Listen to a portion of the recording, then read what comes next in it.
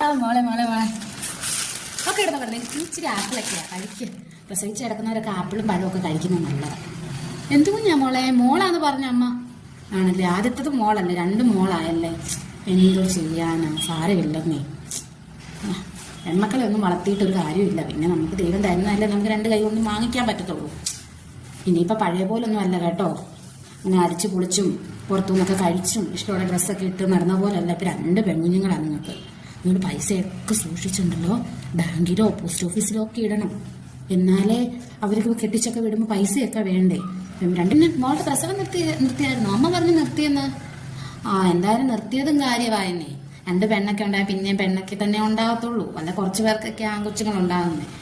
അതായത് ഇനി 3ാമത് ഒരു പെണ്ണാണെങ്കിൽ പിന്നെ വലിയ പാടാ. ഇതുങ്ങളെയൊക്കെ വളർത്താനൊക്കെ വലിയ പാടാ.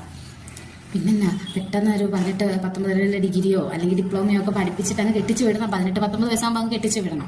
അല്ല നമ്മൾ ഒത്തിരി കരുതി വലിയ പഠിപ്പിച്ച് നമ്മുടെ സ്വത്തെല്ലാം വിറ്റ് പഠിപ്പിച്ചിട്ടൊന്നും കാര്യമില്ല. അത് കയറി ചെല്ലുന്ന വീട്ടിലല്ലയോ അവർക്ക് അതിന്റെ ഇത് കിട്ടത്തുള്ളൂ, വരുമാനം കിട്ടത്തുള്ളൂ. നമുക്ക് എന്തെങ്കിലും കിട്ടുമോ? ഇല്ല. ഇനിയിപ്പം എന്തെങ്കിലും ഒരു വീടോ താമസിക്കുന്ന വീടോ അവസാന കാലമൊക്കെ ആകുമ്പോഴേ ആ വീട് അങ്ങ് വിൽക്കണം. വിറ്റിട്ട് അത് ഇട്ടിട്ട് നിങ്ങൾ അതിൻ്റെ അകത്തുനിന്ന് കിട്ടുന്ന എന്താ പറയാ പലിശ എടുത്ത് നിങ്ങളങ്ങ് ജീവിക്കണം. അതുമല്ലെന്നേ ഇതുങ്ങളെ ഒന്നും ഒത്തിരി പഠിപ്പിച്ചിട്ടും കാര്യമില്ല. പെൺപിള്ളേരൊക്കെ ഒരു പ്രായമൊക്കെ കഴിഞ്ഞ് വല്ലവൻ്റെ കൂടെ ഇറങ്ങിപ്പോയാൽ പിന്നെ വലിയ പാടാ. അതിന്റെ നാണക്കേടും ഒക്കെ. അതുകൊണ്ട് ഒരു 18 വയസ്സൊക്കെ ആകുമ്പോൾ അങ്ങ് കെട്ടിച്ച് വിടണം.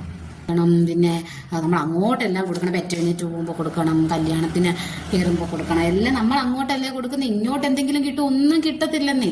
ഒരാണെങ്കിലും ദൈവം തരേണ്ടതായിരുന്നു. ആ സാരമില്ല. ഇനിയിപ്പോൾ വിഷമിക്കൊന്നും വേണ്ട കേട്ടോ. അമ്മായി അങ്ങ് പറഞ്ഞു കാട് കയറുവാണല്ലോ. എനിക്ക് 2 പെൺപിള്ളേരുണ്ടായാലും എനിക്ക് ഒരു ദുഃഖവും ഇല്ല അമ്മായി. പിന്നെ അമ്മായിക്ക് 2 ആൺപിള്ളേരാണല്ലോ. എന്തിയേ 2 പേര്? മൂത്ത മോനെങ്ങാണ്ട് കഞ്ചാവ് കേസിൽ അങ്ങോട്ട് അറസ്റ്റ് ആയെന്നൊക്കെ അമ്മ പറയുന്ന കേട്ടു.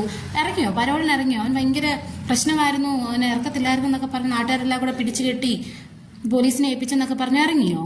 പിന്നെ 2ാമത്തെ മോനെ എന്താണ്ട് ഇങ്ങനെ ഇത് തന്നെ പ്രശ്നക്കാരനൊക്കെ ആയിട്ട് പിന്നെ എങ്ങനെ എവിടുന്നോ ഒരു പെണ്ണിനെ സ്നേഹിച്ച് നേഴ്സായതുകൊണ്ട് അവൾ പിന്നെ അങ്ങ് കൊണ്ടുപോയി. മോന് ജോലിയും കൂലി, 2ാമത്തെ മോനൊന്നും ജോലിയും കൂലിയൊന്നും ഇല്ലല്ലോ അല്ലേ? ആ പെണ്ണിന്റെ ചെലവിനല്ലേ ഇപ്പൊ അമ്മായിയുടെ മരുന്ന് വരെ ആ പെണ്ണ എല്ലാം അയച്ചു തരുന്നതെന്നൊക്കെ പറഞ്ഞു. എല്ലാത്തിനും അമ്മായിയുടെ ചെലവിനും പിന്നെ വീട്ടിലെ കടമൊക്കെ ആ പെണ്ണ വീട്ടിൽ എന്നൊക്കെ പറയുന്നു. അപ്പൊ അതിനൊക്കെ പെൺപിള്ളേർ വേണം അല്ലയോ?